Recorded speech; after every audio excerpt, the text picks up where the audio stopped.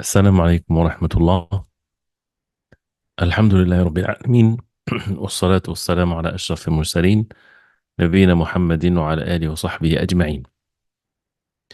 We continue inshallah ta'ala with كتاب الروض المربع شرح زاد المستقنع, and we had started before باب الاستنجاء and talking still about المستحبات or what's recommended to do with regards to الاستنجاء or cleaning oneself and the etiquettes to be observed while doing that and before and after, one answering the call of nature, if it's correct to say.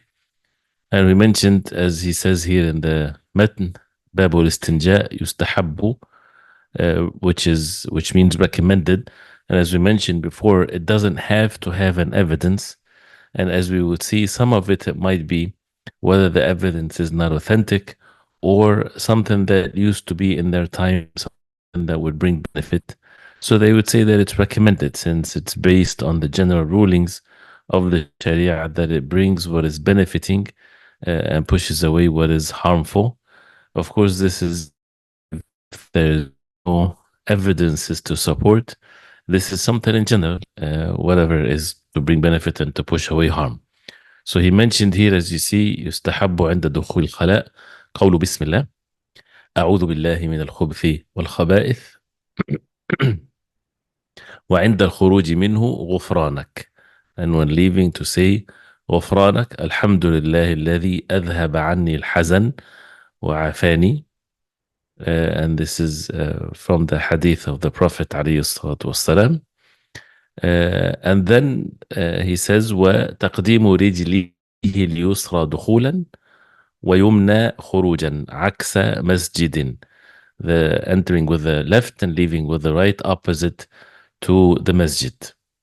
The same thing ونعل, wearing the shoes, واعتماده على رجله اليسرى, and to lean on the left leg, وبعده في فضاء. And this is where we stopped, I believe, والله أعلم. So here he says, as you see here in the mid, وبعده في فضاء. This is where we're continuing. In the matn of Zad al-Mustaqni, he says وبعده في فضاء, that this is another mustahab. And count them, inshallah ta'ala. Whether you count 8 or more, it depends on how you see it. So, in the he says ويستحب, that means it's recommended.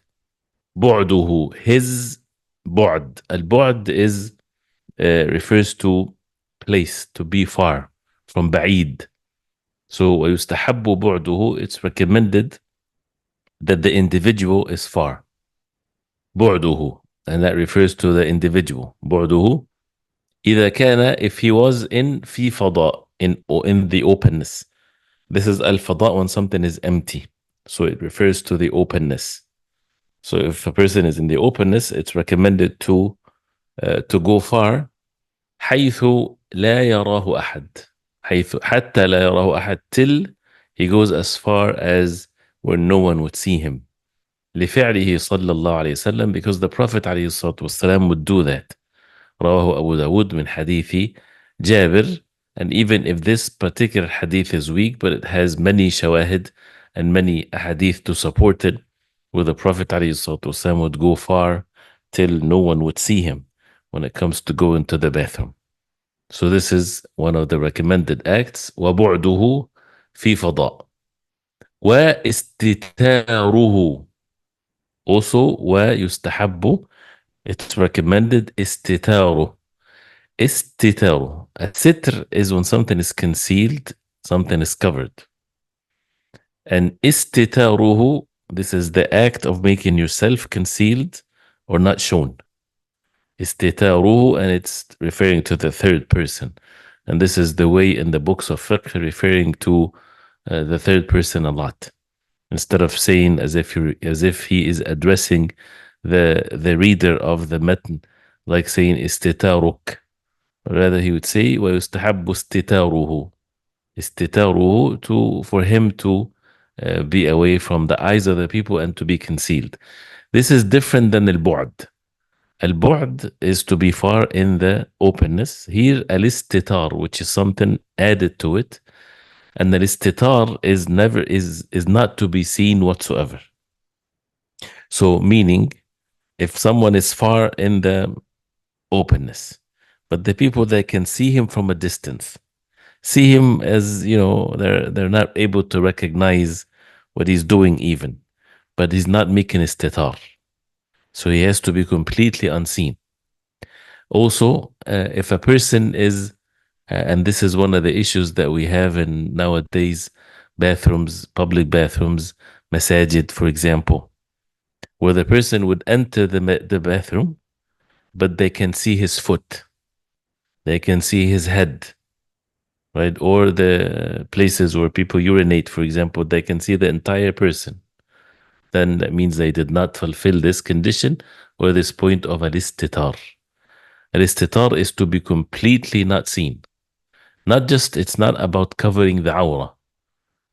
So this is an important point to mention here.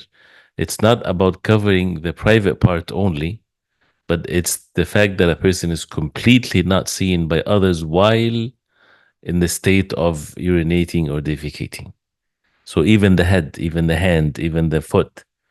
So this is what is mentioned here. وَيُسْتَحَبُّ, it's something that is recommended.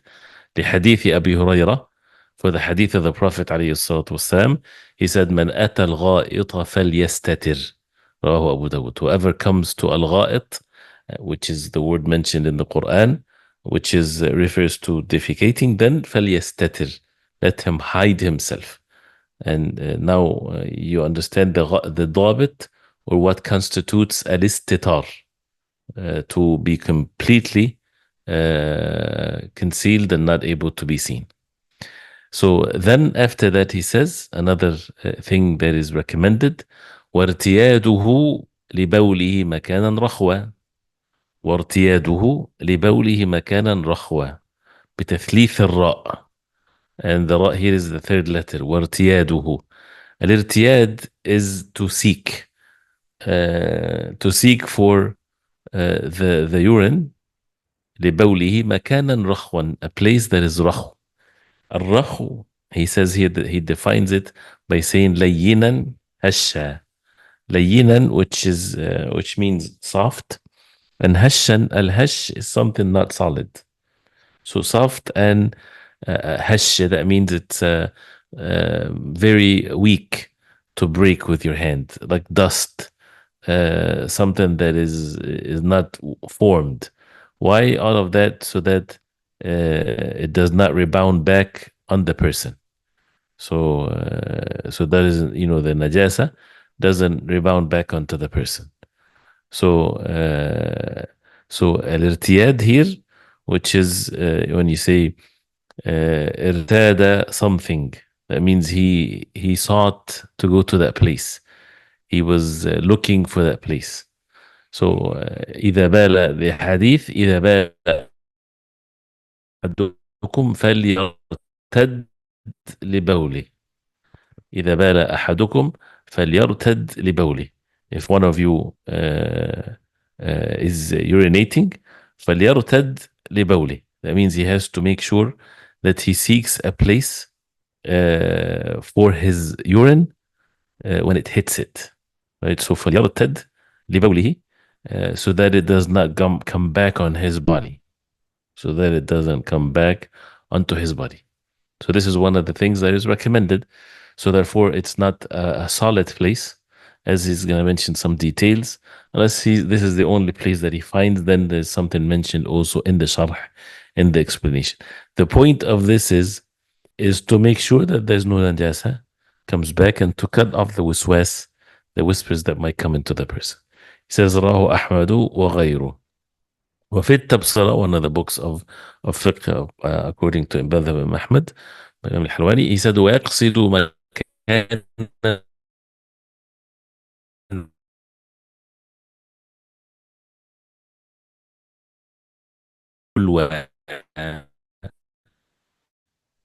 ويقصد ولعل لحد these technicalities and environments that a person might be in. So there's no nusus necessarily or text that makes it's not an act of worship to do these types of things. It depends on the person's circumstances, the place that a person is in.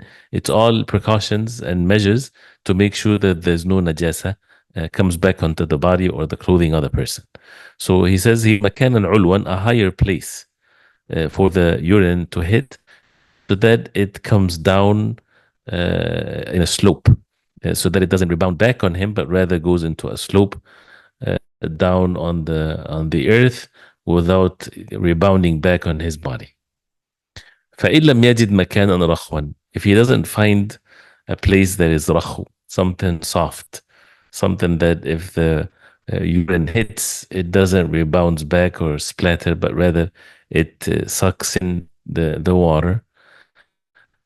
If he doesn't find that place, لصق ذكره.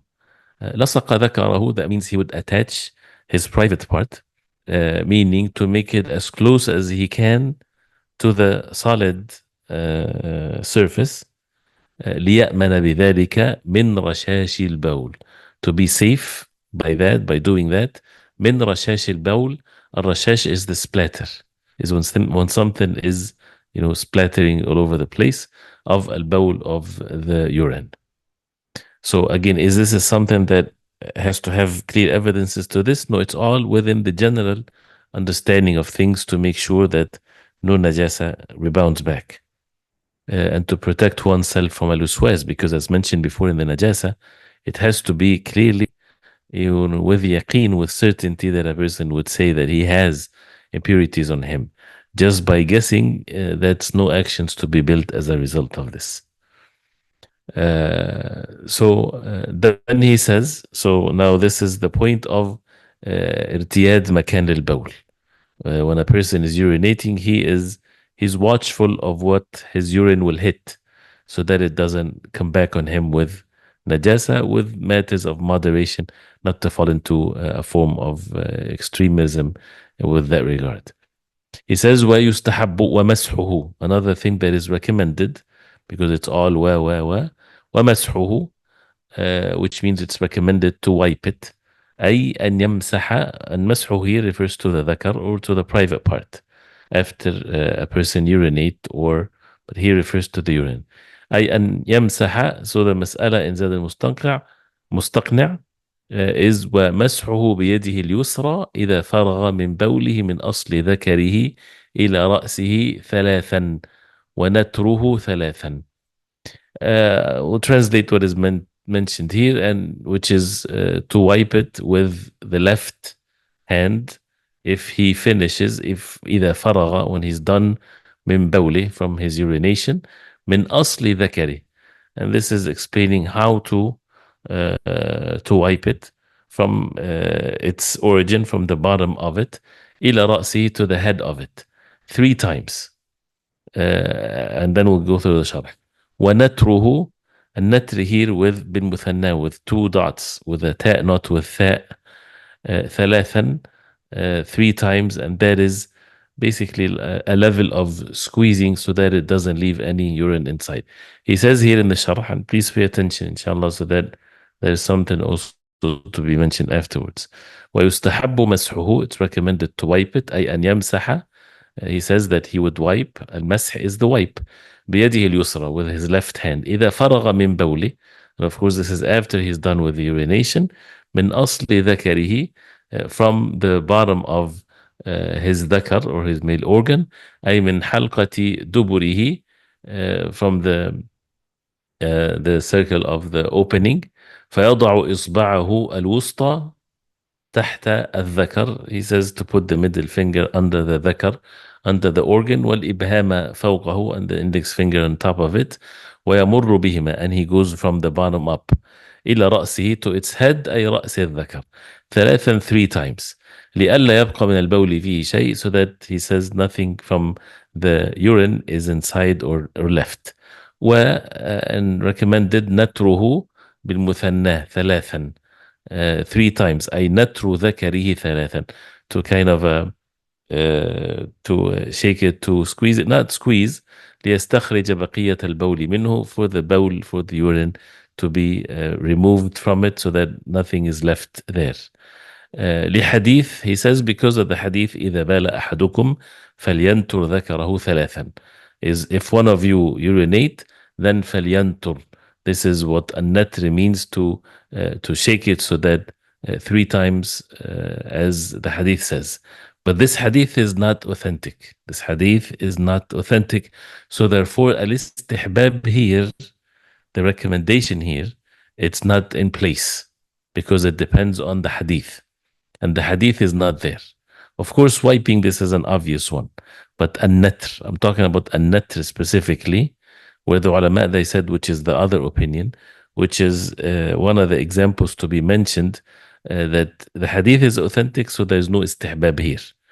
The istihbab or the recommendation was based on this, and not based on the general ruling as mentioned earlier with al-istihbab, that sometimes there might be no authentic hadith with regarding to it, but it falls into the general category of something that is good, something that serves the purpose of cleanliness.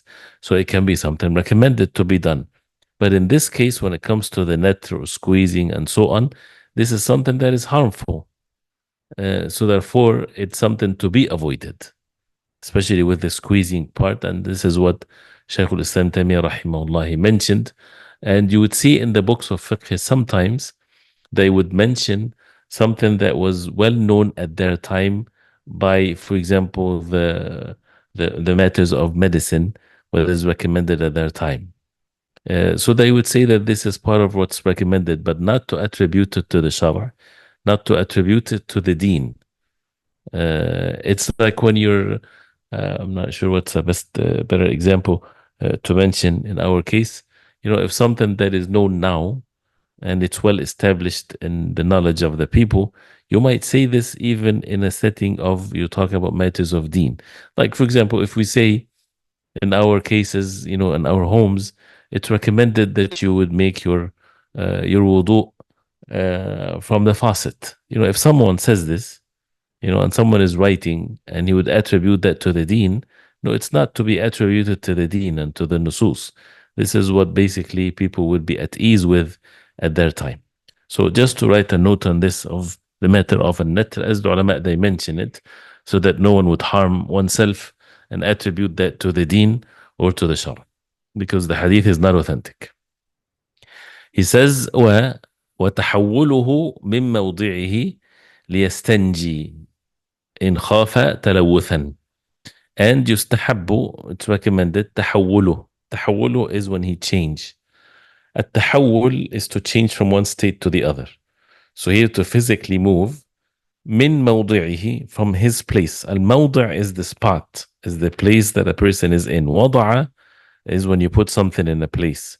الموضع is the spot that you put something in. So to change from his position that he was in, ليستنجي, so that he will make istinja. And we talked about al-istinja before, to clean oneself after urinating or defecating. في غيره, to clean oneself in a different spot than the spot that he was sitting to relieve himself. And this is obviously in the openness. If a person was urinating or defecating in an open place, after he's done, then it's best to move a step away to clean himself. He says this is yustahab. Why? When is it recommended? In khafa talawuthan, if he fears a talawuth, if he fears contamination by the impurities, if he is in the same spot. Talawuthan.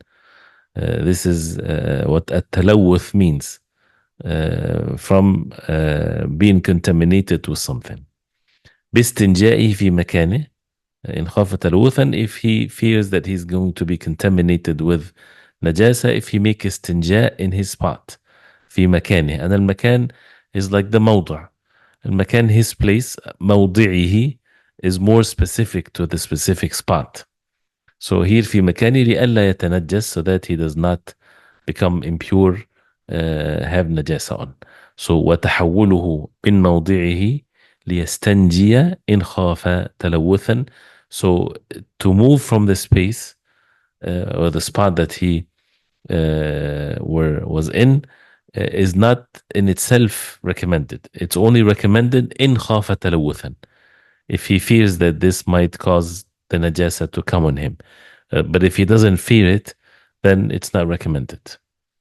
And again, in the cases where things are built, there's no such a thing as to move to another place.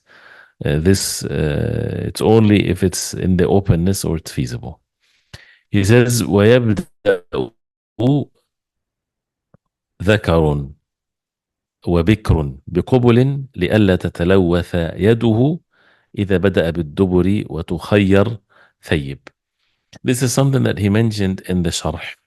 The ulama, they mentioned again part of what they thought or what they think is a way to recommend it to make things more clean. He says here, now you have, when a person goes to the bathroom and he both urinate and defecate, which one that he starts with in cleanliness? Should he clean the front or the back first? So this is what he says here. ويبدأ ذكر وبكر بقبل.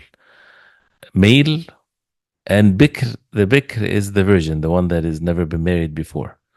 They both should start with al-qubul, or the front.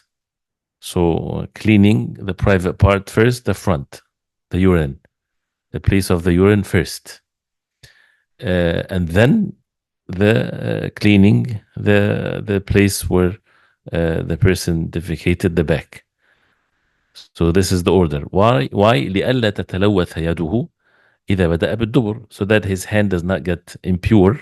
تتلوث, like تلوثا, does not get contaminated if he starts with a dubur, which is the behind the back one, which is a very obvious thing. So a person starts with the front first and then the back. But he mentioned here, this is for the male and the woman that has never been married before. وَتُخَيَّرْ ثَيِّب, and for a thayyib that has been married before, she has the choice whether to start with the back or the front first. And Allah subhanahu wa ta'ala knows best whether they made this specific because of a physical thing, and that is, they call it al-buruz, or when something is extended more and not hidden inside. So that means it's easily to be contaminated. That's why they would make whether to start first or to have the choice. To have the choice if it's not extended outside, so that means it's the same. The najasa is not going to be, it's not going to be exposed to the najasa. But as the other opinion and where the things is upon is to, in general, to start with the front first, so that it does not does not get contaminated by wiping the back, and so also to avoid infections and the like of this. So you can write down that there's no difference between a thayyib wal bikr, whether been married before or not, as another opinion, which is they're all the same. To start with the front first, so to clean the urine first, and then to clean the place of where the feces is, so that the hand is not contaminated, and also to prevent all kinds of contaminations and infections. Wallahu a'lam. He says then next, وَيُكْرَهُ دُخُولُهُ بِشَيْءٍ, I'm reading the red, وَيُكْرَهُ دُخُولُهُ بِشَيْءٍ فِيهِ ذِكْرُ اللَّهِ تَعَالَى إِلَّا لِحَاجَةٍ. Now, after mentioning what's mustahab, if someone would count them, after we're done, inshallah ta'ala, you see that some would come with 8, with 9. It depends on what you consider is mentioned there. But in the general ones are 8. And then he says, وَيُكْرَهُ, now the makruh. And makruh is if a person leaves it, he gets reward. If a person does it, there's no sin. But it's best to be avoided because it can lead to something that is not permissible. So he says, وَيُكْرَهُ دُخُولُهُ, it is disliked for him to enter. أي دخول الخلاء أو نحوه, which means to enter al-khala'. Al-khala' is the place that is prepared for people to urinate or defecate. So it's disliked to enter the khala' or the like of it. بشيء, the like of it, some places have najasa, things like this. بشيء فيه ذكر الله تعالى, to enter with something that has the remembrance of Allah subhanahu wa ta'ala on it. غير مصحف فيحرم. Other than mushaf, because if it's mushaf, it's haram. So if a person enters into the bathroom with something that has the name of Allah subhanahu wa ta'ala is written in it, it's makruh to enter the bathroom with it. But if it's a mushaf, he says fayahrum, then it's haram to enter the bathroom with a mushaf in one's hand or to keep it inside or things like this. إلا لحاجة, unless there's a حاجة or a need. And the need is afraid that if he leaves the mushaf outside, it might be lost or might be even tampered with. Someone might see it and throw it in the garbage وَالْعِيَاذُ بِاللَّهِ, or something like this. So then in that case, it's best that he put it in his pocket and to enter the bathroom so that it doesn't get lost. So إِلَّا لِحَاجة, except for a need, then it's not haram and it's not makruh. But he refers to the makruh, it's not makruh if there's a need. He says, لا دراهم ونحوها. But that does not include the darahim, the plural of dirham, where the money they would have the name of Allah subhanahu wa ta'ala printed on it or something like this, and the like of that. وحرز للمشقة, and حرز also. حرز is a safe box or something that is used to save money in it or something.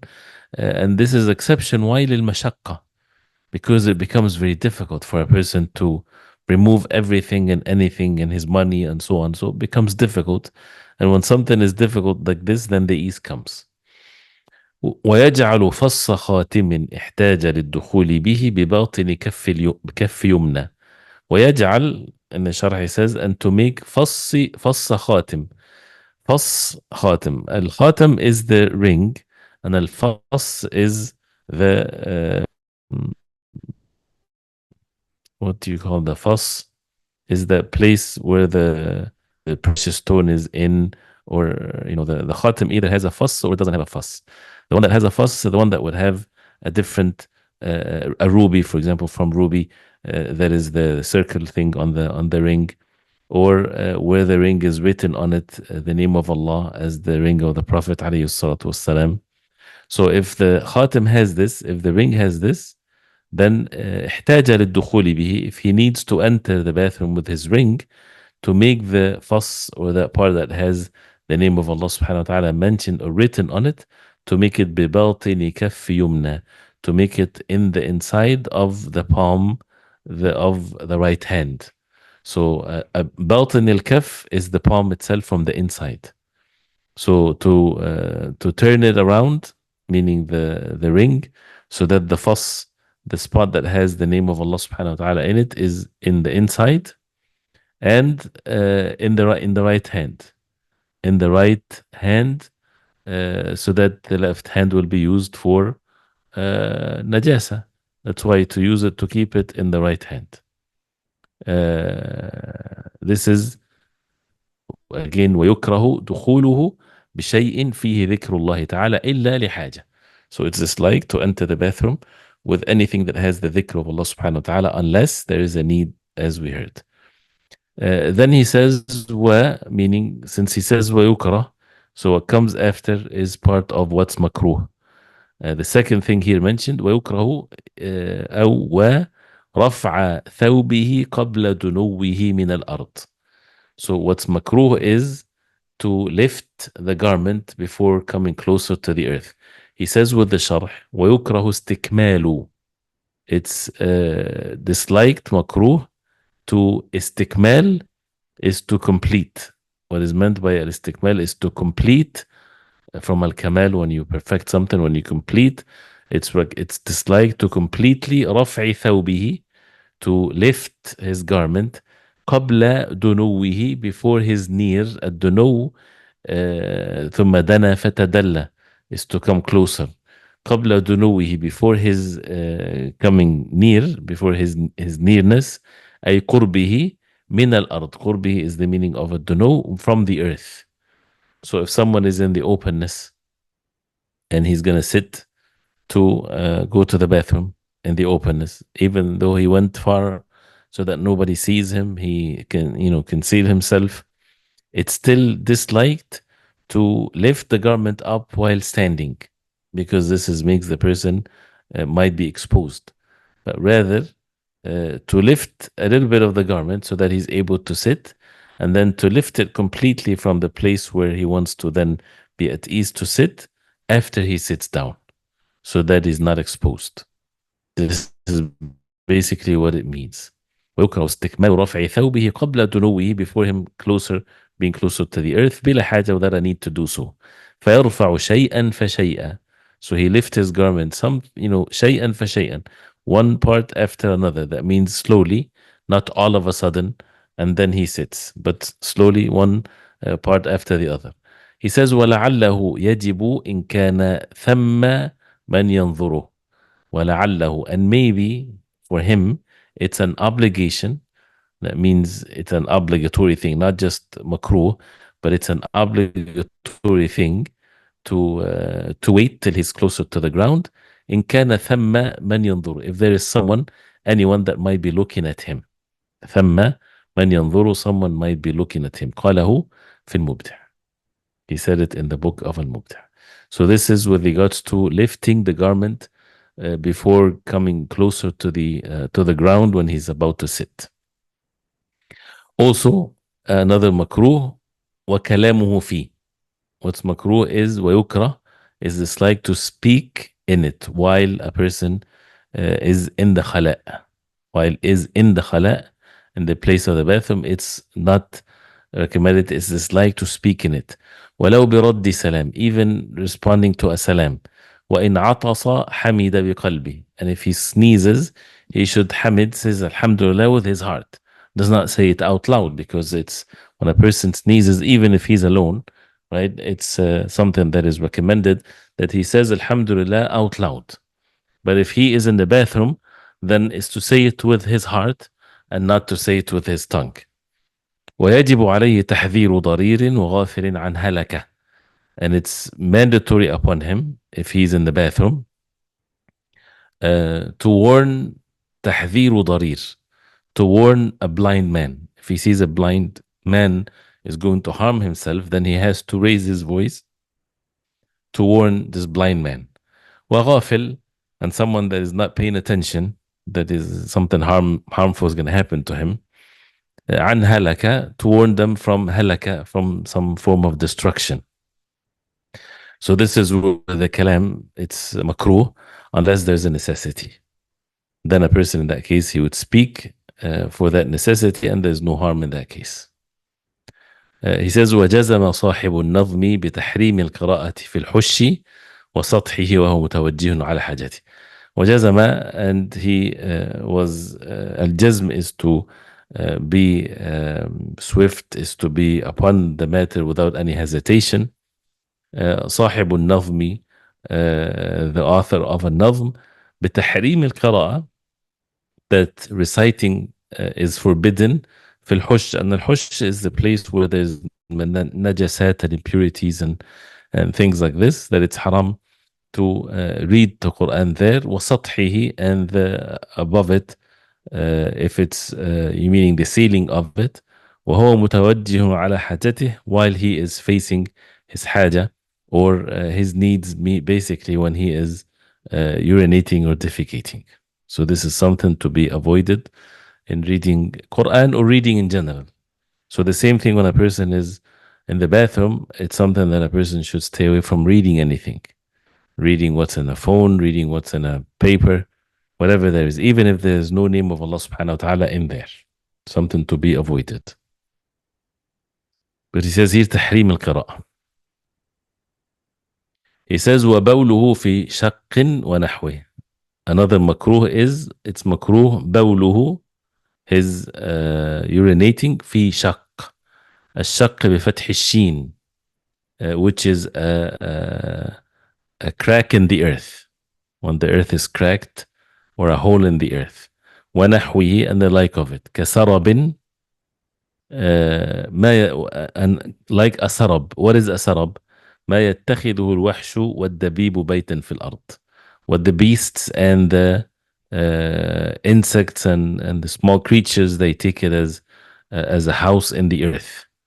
So the holes in the ground that is used by animals to hide in it, or to live, or to hibernate, or whatever, then this is something that is disliked to urinate in these holes in the ground and the like of it.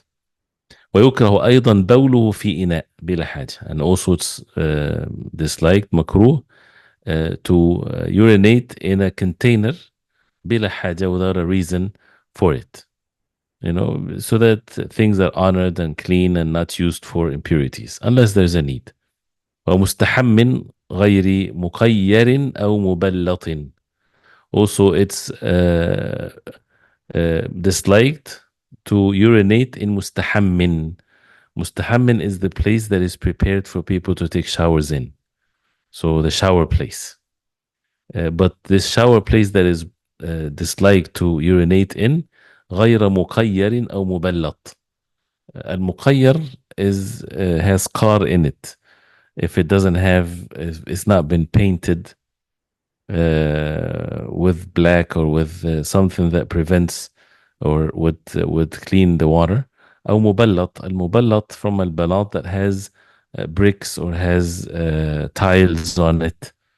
So if that's the case, then it's the water will go away. If a person urinate in it, the urine will be washed away. But if it doesn't get washed away, then it's disliked.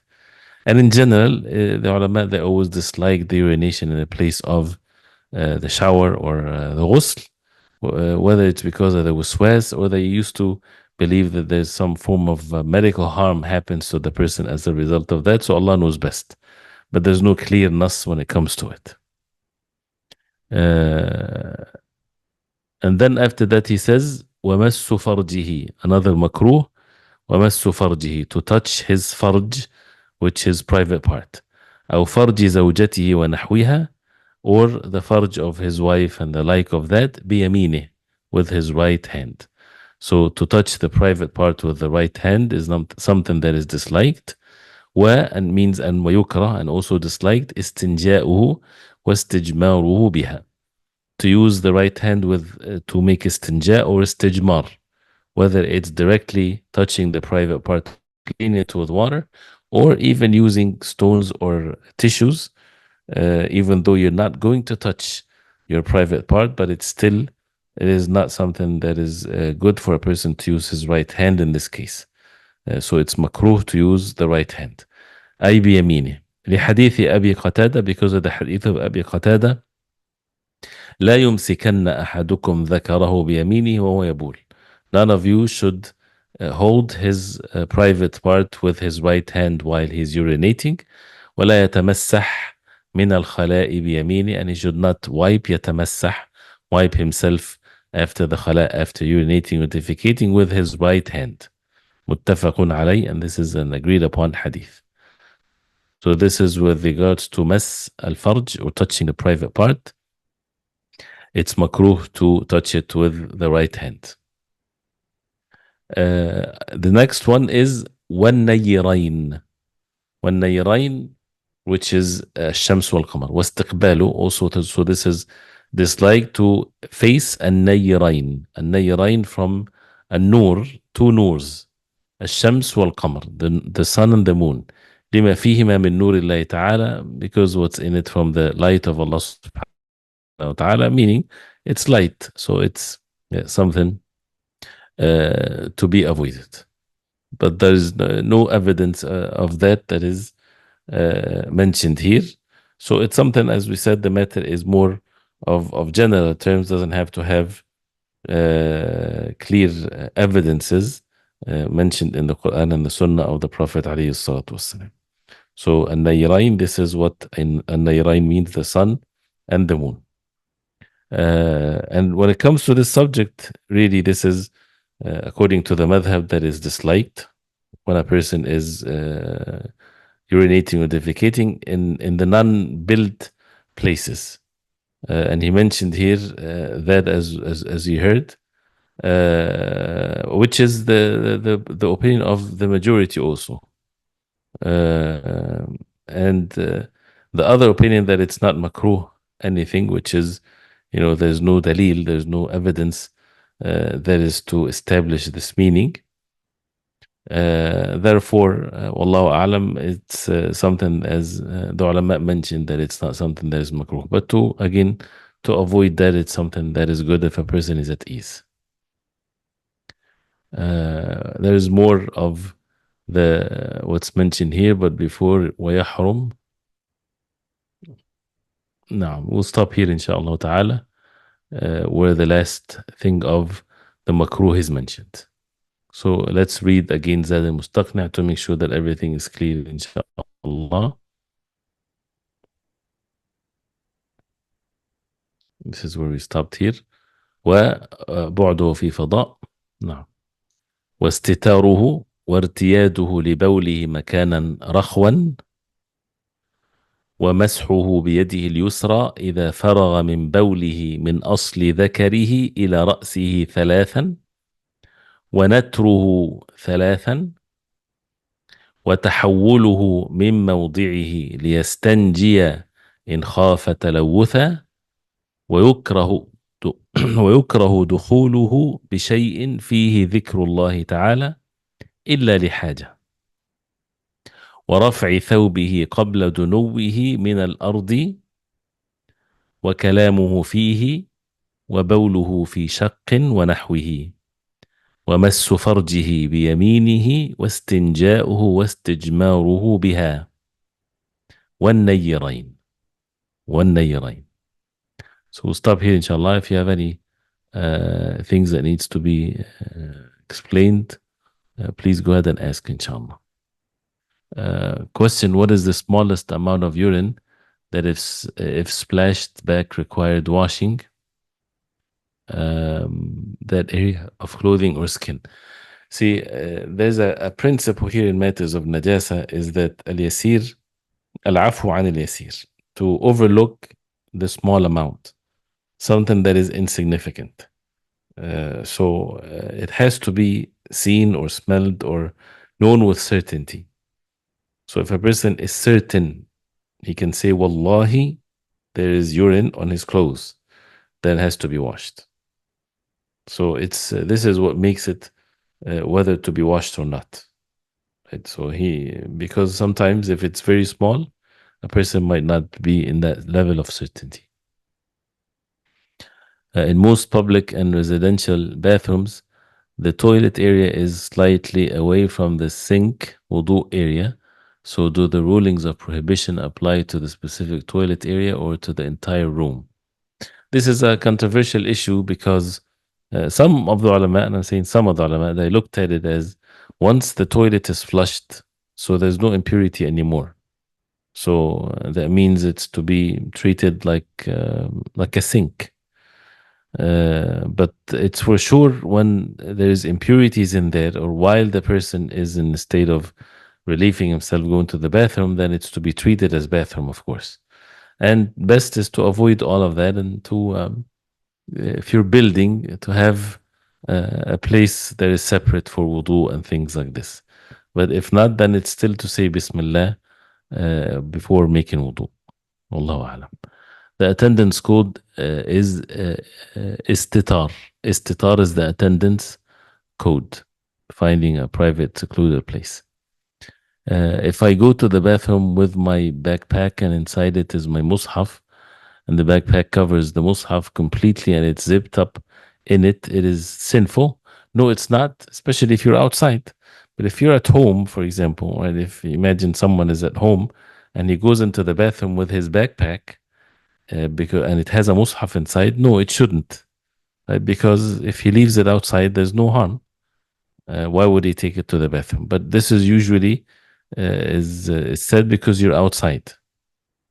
So if you're outside and if you leave it outside of the bathroom, this is something that you can lose it. Someone might take it. That's why it is not permissible to leave it in a place where you might lose it. So then what's mandatory upon you is that you take it with you in that case, and it's hidden inside of the bag, so there's no harm, inshallah ta'ala. The same thing if you put something in your pocket. So if someone is wearing a ring, as we said, and has the name of Allah subhanahu wa ta'ala in it, and if there's no place for him to put it outside, and there's no need for a person to go through difficulties and unease, then it's either to lift it to the inside of his palm or to put it in one's pocket. So this will be safe by the will of Allah. Allahu A'lam. What is the bare minimum for istijmar? There's no bare minimum of istijmar. It's all according to how clean the stone comes out or the napkin comes out. If a person wipes one time and there's no traces of najasa, that's sufficient. If there is traces of najasa, he make it 3 times. If not, then 5 times, like this, in odd numbers. And he said, I thought it was wiping is urinating in public while standing makruh or haram. No, is urinating in public while standing makruh or haram? In public, where people can see him, this is something that is not permissible for a person to be seen. But again, it's the non-permissibility, whether it's makruh, as it's mentioned, it's makruh. So it's disliked, and disliked is to stay away from it, not to do it, not to be at ease with it. And the reason why the makruh is mentioned, and this is something that the ulama would mention, if there's a need, then it's not makruh. For example, the only place, the only way that a person would urinate is in public places where standing, in situation like this, then it's not makruh, because otherwise he's going to harm himself, because there's no other way. But if there's a choice where he sits, then he should sit, and not to be at ease with the makruh. And plus, you add to it the issue of the najasa rebounding back. This is the main issue with this, with the standing, especially with urinating to something that is a hard surface. It's about the najasa rebounding back. But the signs were some of the people, they put it in the bathrooms in the masajid. Don't stand while urinating because it's haram. This is wrong. There's no such a thing. And the Prophet ﷺ urinated standing, but that's not the norm of the Prophet ﷺ. It would be sufficient for them to say, do not urinate standing. The laws of the masjid, or to make it clear that this is the regulations that we observe here, that you do not urinate standing, and people have to listen to these orders and not to disobey them, because it's disobeying in matters of ma'ruf. Plus, it's used by other people and it's hard surfaces. That means the najasa will spread all over the place and people will be harmed as a result of this. And the Prophet ﷺ forbade Muslims from harming other Muslims or other individuals. So that's why the end result is a person should never stand, unless it's the only way and there's no other way but to do it in such a way. Is facing the Qibla while urinating haram? It's makruh to face the Qibla unless it's a building, and then it's not disliked in this case. Is it better to flush the toilet first before istinja to avoid splashback of najasa? Sure, as long as there's no waswas. As long as a person does not have waswas and develop waswas in this regard. But definitely, yes. Is the كسرة on رفع ورفع ثوبه a printing mistake?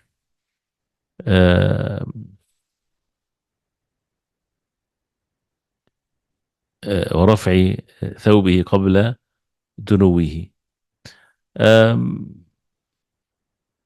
Usually when these things, maybe there's something that is to be thought of something has been removed or omitted that would bring the kasra in place.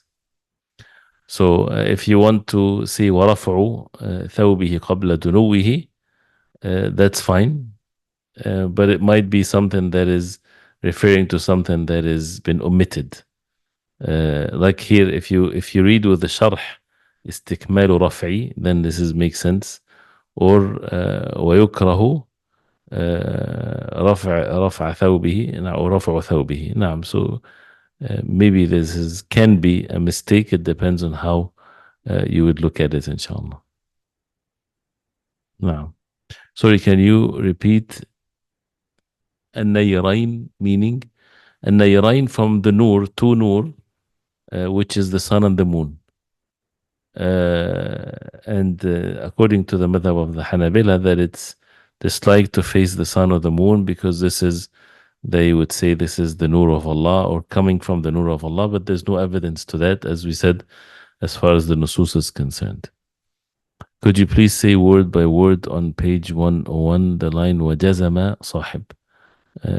نعم. He says وَجَزَمَ صاحب النظم. صاحب النظم, as it's mentioned here, you see in the bottom, which is Imam Muhammad ibn Abdul Qadran al-Maqdisi al-Maqdisi, rahimahullah. He's the author of this.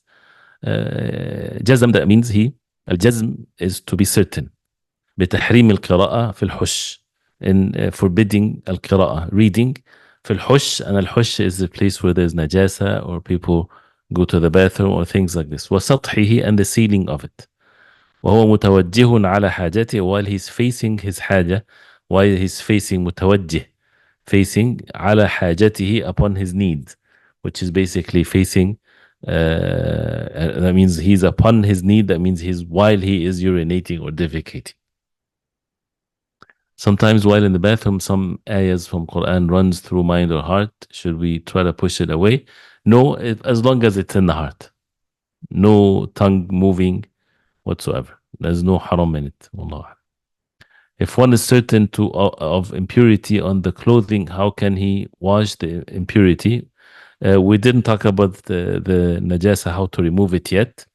But let me finish the question. For example, if there's a drop of urine on the pants, can the person just wash the one area, or does the whole thing need to be washed? As it's going to be mentioned, if you're certain that the urine is in the bottom part of the pants, but you're not sure which spot, then you have to wash the entire bottom part of it. If you're to act upon what you're certain upon, if you're certain that it's in the right foot, for example, or the right leg of the pant in the bottom part, then this is all to be washed. If a person knows with certainty that there's urine in the pants, but he doesn't know where, then the entire pants has to be washed.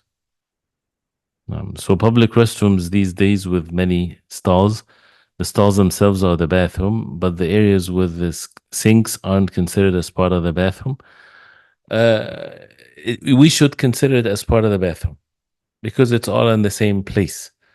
But it should not prevent you from making wudu, for example. You can still make wudu there. And if you say Bismillah before wudu, this is also something to be done while making wudu by the sink. So this is something to be done as far as the practical part of it. Wallahu a'lam. Would the Prophet ﷺ wear his ring on his right hand to prevent najasa going onto it? Allah knows best. Allahu a'lam.